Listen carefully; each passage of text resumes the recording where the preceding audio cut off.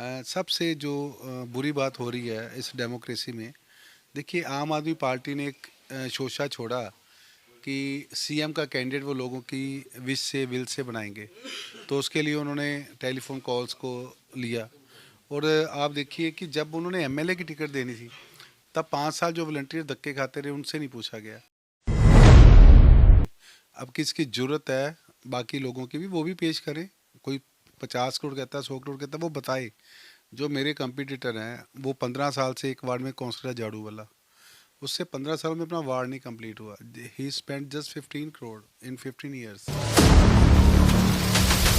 सो जो विरोधी हैं they don't have any vision और उनकी सोच बहुत छोटी है। केजरीवाल साहब ने भी बोली है कि पंजाब में चन्नी साहब को उन्होंने एक चैलेंज किया अभी कहाँ पर स्कूल बनाए, कैसे कौन कौन से पंजाब में ऐसे स्कूल बने हैं, भी वो हमें बताएं कहाँ स्कूल बने। केजरीवाल को छोड़ो जी, अब मेरी जो मैं अपने हल्के की बात कर रहा हूँ। मैंने बुक लॉन्च कर दी, I am the first MLA in India जिसने 5 सालों के काम लोगों के सामने पेश कर दिए। तो जितने भी लुधियाना के कैंडिडेट हैं सारे बोरो किए हुए हैं, उनकी अपना कोई कैंडिडेट ही नहीं है। जिसने कांग्रेस छोड़ी, किसने अकाली दल छोड़ा, किसने कोई पार्टी छोड़ी, उनको उन्होंने टिकटें दे दी। उनके पास कोई अपना बंदा है नहीं। पूरा लुधियाना आप चेक कर लो। उस डिबेट में हमारे राकेश पांडे जी के एरिया में आम आदमी पार्टी और कांग्रेस की डिबेट चल रही है। आम आदमी पार्टी का बंदा ये बोल रहा है कि पांडे साहब को संजय तलवार से सीखना चाहिए, वो पहली बार एमएलए बना है, कॉलेज ले आया, स्कूल है। ये आम आदमी पार्टी के वर्कर बोल रहे हैं। वो तो आप ही का ही वो कांग्रेस के वो भी हैं, राकेश पांडे जी लगातार 5 बार चुनाव जीते। वो वो उनके हल्के की बात वो कर रहे हैं कि वो कॉलेज नहीं लेकर आए, वो स्कूल लेकर नहीं आए। ये उनका वहाँ का इशू है। बुड्ढा नाला कभी बुड्ढा दरिया बनेगा? देखिए, ये जो बूढ़ा नाला है, ये तो इसका तो कायाकल्प होने जा रही है, क्योंकि हमने साथ में इंटरसेप्टिंग सीवर डाल दिया है, पानी की पाइपें डाल दी हैं। वो हमारी फेंसिंग हो गई है। और जो एसटीपी था 48 mld का, 250 mld का, वो तैयार हो रहा है। आई थिंक इन्हें 1 ईयर और 2 ईयर्स ये कंप्लीट हो जाएगा। और जो आप बूढ़ा नाला कह रहे हो, वो कन्वर्ट होगा बूढ़ा दरिया में। अब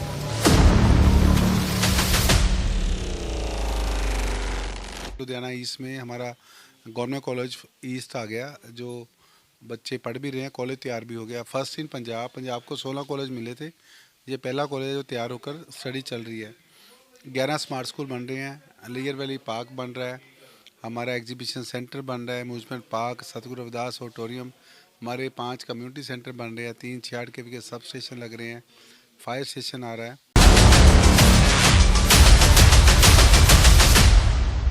स्वागत है आपका लुधियाना फास्ट न्यूज़ में।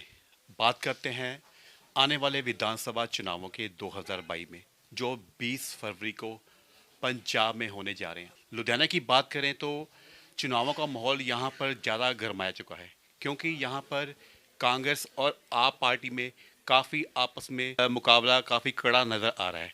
तो हम आज पहुँचे हैं लुधियाना के इस हलके में। यहाँ के कांग्रेस के उम्मीदवार संजय तलवार जी हैं। विरोधियों ने हमेशा इन पर तंज कसे हैं, 4,000 जैसे करोड़ का इनके पर एलिगेशन लगाते हैं, आरोप लगाते रहते हैं।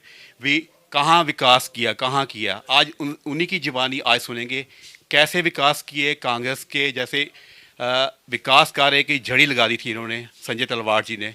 तो आज इनसे इन्हीं से बात करेंगे भी कैसे कैसे इन्हें विकास किए। सर, स्वागत है आपका लुधियाना लाइव में। धन्यवाद जी। पहली बात, सबसे पहले ये बात ये भी क्या क्या विकास कार्य आपकी इस हल्के के लिए? देखिए, जो 4 ईयर रोड की मैंने बात की है, वो मुझे किसी सरकार ने वो पैसे नहीं दिए। वो मेरे डेवलपमेंट के प्रोजेक्ट हैं जो मैं अलग अलग डिपार्टमेंट से लेकर आया हूँ, जिसमें प्रोजेक्ट की land cost plus construction value है।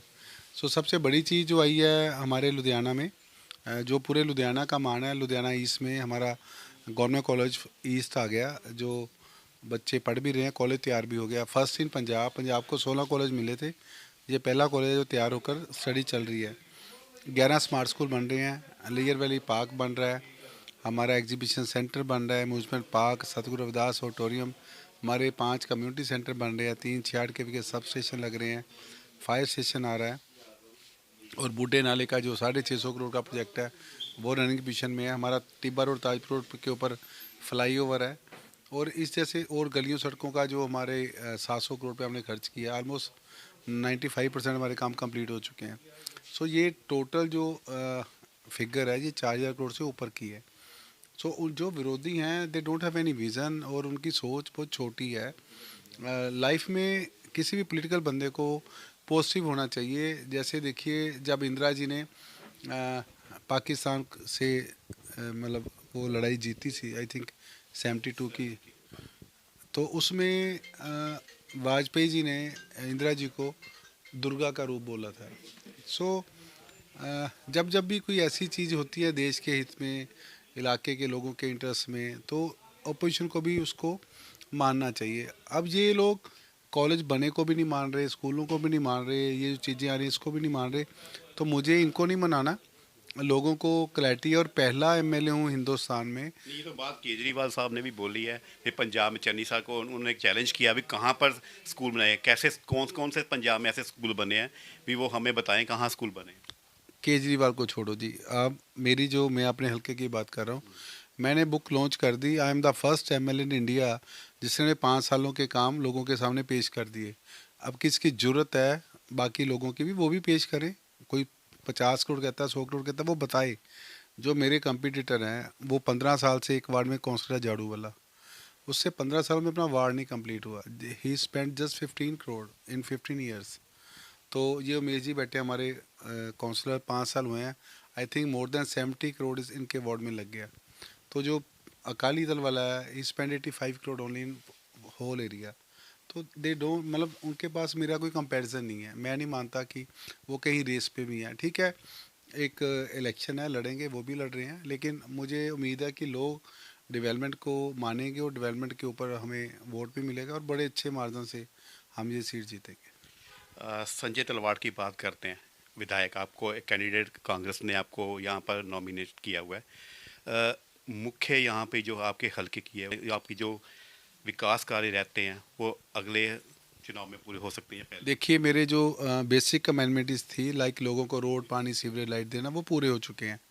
आई थिंक जो हमारा बड़े प्रोजेक्ट हैं जैसे हमारा ईस्टर्न क्लब बनना है, एग्जीबिशन सेंटर बनना है, अम्यूजमेंट पार्क बनना है, सतगुरु रविदास ऑडिटोरियम बनना है, हमारे 11 स्कूल प्रोसेस में है। ये काम हमने कंप्लीट करना है विद इन ईयर और 2 ईयर्स आफ्टर इलेक्शन। अगर परमात्मा हमारी सरकार लेकर आ गया माता रानी की कृपा से, तो ये प्रोजेक्ट भी पूरे होंगे। और एक ड्रीम है मेरा, it's not a my commitment to the my area peoples, कि मैं एम्स या पीजी वर्गा एक हॉस्पिटल लाना चाहता हूँ, not in my constituency, Ludhiana में कहीं भी आ जाए, ताकि लुधियाना की पॉपुलेशन ओवर 40 लाख हो चुकी है, तो लोगों को चाहिए ये चीज़। सो हमने एक मोबाइल क्लिनिक वैन स्टार्ट की है। This is not a ambulance, ये एक बस है जो अंदर से खाली है, उसके अंदर क्लिनिक बना हुआ है। एक बस की कीमत 30 लाख है, उसको चलाने का खर्चा 1 महीने का लाख से ऊपर है। ऐसे हमने 10 बसें तैयार की हैं जो 2 वार्डों के, मगर एक बस चलेगी। और ये सारे हमारे जो डॉक्टर्स हैं सीएमसी डीएमसी के इसमें होंगे। और उससे पहले हम एक अनाउंसमेंट करेंगे, हमारा काउंसलर वहाँ जाकर बस आकर रुकेगी और लोगों के टेस्ट होंगे, लोगों के ट्रीटमेंट होंगे, that is totally free of cost. और जो 15 लाख रुपए महीने का खर्चा है वो हम लोग एनजीओ क्रिएट करके उसके थ्रू इसको चलाएंगे। सो हमने बेसिक एजुकेशन, बेसिक अमेनिटीज़ और हेल्थ को फोकस किया है। और मुझे उम्मीद है कि ये जो मेरे ओपोजिशन वाले लोग हैं दे आर नो वेयर, ये हल्की घटिया पॉलिटिक्स करने वाले लोग हैं। They don't have any vision, they don't have any idea. So मुझे इनका बोझ नहीं है।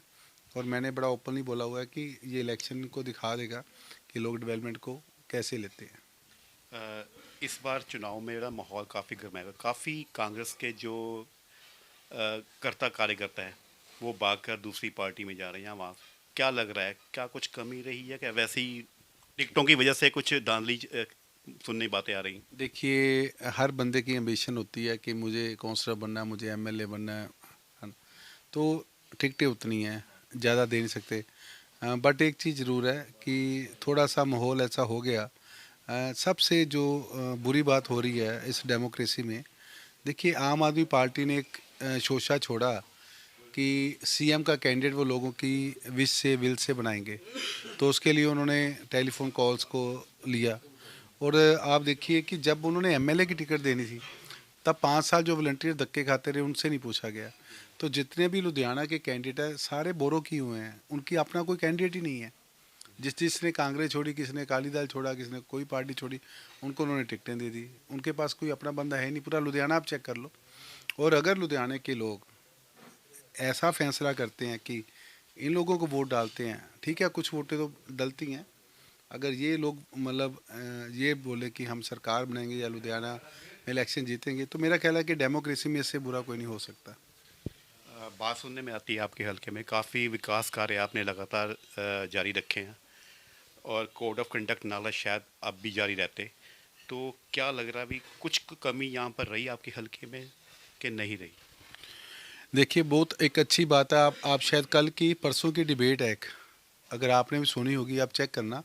उस डिबेट में हमारे राकेश पांडे जी के एरिया में आम आदमी पार्टी और कांग्रेस की डिबेट चल रही है।